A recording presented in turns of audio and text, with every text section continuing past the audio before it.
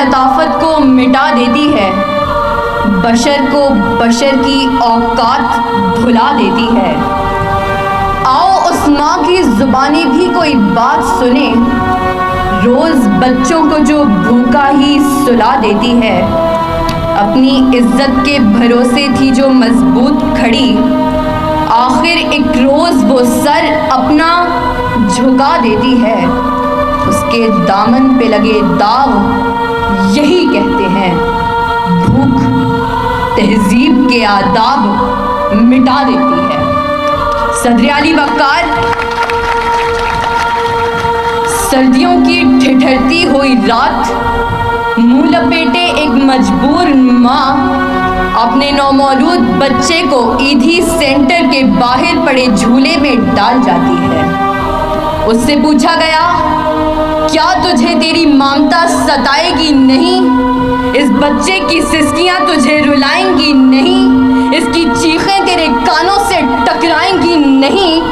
تو کپ کپاتے ہوئے ہونٹوں سے جب مجبور ماں یہ جواب دیتی ہے کہ میں اپنے پیٹ کی بھوک تو برداشت کر سکتی ہوں، مگر اس بچے کا بھوک سے بلکنا مجھ سے دیکھا نہ گیا، تو اس پر یہ کہنا بجا بنتا ہے کہ خاک میں ماں کی محبت کو ملا دیتی ہے، بھوک تہذیب کے آداب مٹا دیتی ہے۔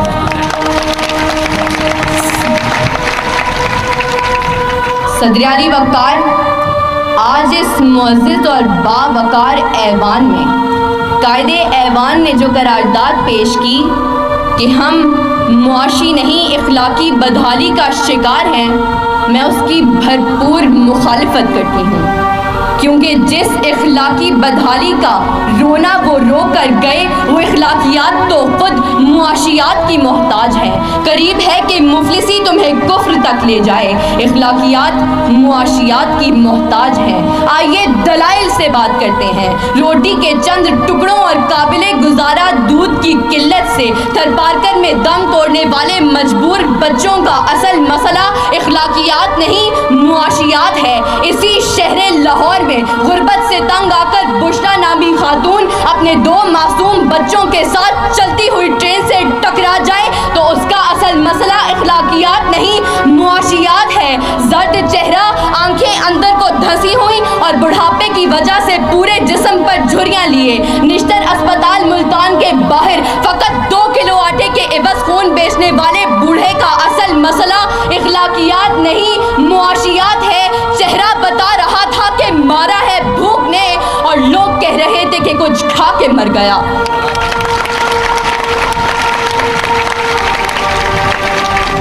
صدر علی وقار تنگ دستی، بھوک اور ابتر معاشی حالات اعلیٰ اخلاقیات کی ضد ہیں۔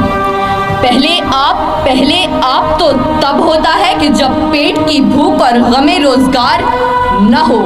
2 جمع 2 4 روٹیوں کی بجائے 2 جمع 2 4 تو تب ہوتے ہیں کہ جب پیٹ کی بھوک اور غم روزگار نہ ہو۔ بیٹی کا 4 دیواری میں رہنا، خاندان کی عزت پر کٹ مرنا، یہ سب تو تب ہوتا ہے کہ جب پیٹ کی بھوک اور غم روزگار نہ ہو۔ چاند روٹی کی بجائے چاند میں چرخہ کاٹتی بڑھیا تو تب دکھائی دیتی ہے کہ جب پیٹ کی بھوک اور غم روزگار نہ ہو۔ فاقوں نے تصویر بنا دی آنکھوں میں، گول جو بھی چیز ہو روٹی لگتی ہے۔ اور تو اور عبادت اور ریاضت بھی تب ہوتی ہے کہ جب پیٹ کی بھوک اور غم روزگار نہ ہو۔ کون عاشق خدا کی ذات کا ہے، سارا چکر معاشیات کا ہے۔ صدر علی وقار آئیے زمینی حقائق کا جائزہ لیجیے۔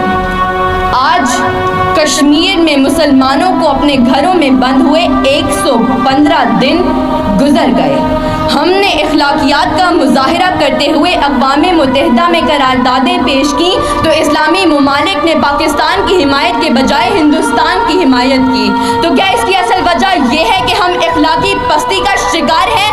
نہیں صدر علی وقار، ہرگز نہیں، بلکہ اصل وجہ تو یہ ہے کہ ہم معاشی طور پر کمزور ہیں۔ اس کمزوری کا علاج بھارت کی عالمی معیشت ہے۔ ہمیں یہ بات تسلیم کرنی ہوگی کہ ہم اخلاقی نہیں بلکہ معاشی بدحالی کا شکار ہیں، کیونکہ یہ اخلاقیات تو خود معاشیات کی محتاج ہیں۔ صدر علی وقار، میرے ان تمام دلائل کے باوجود اگر اب بھی کوئی یہ یقین رکھتا ہے اور بازد ہے کہ ہم معاشی نہیں بلکہ اخلاقی بدحالی کا شکار ہیں، تو اس سے بس ایک ہی سوال کرتے ہوئے میں اجازت چاہوں گی کہ وہ جس کا ایک ہی بچہ ہو بھوکا 8 پہروں سے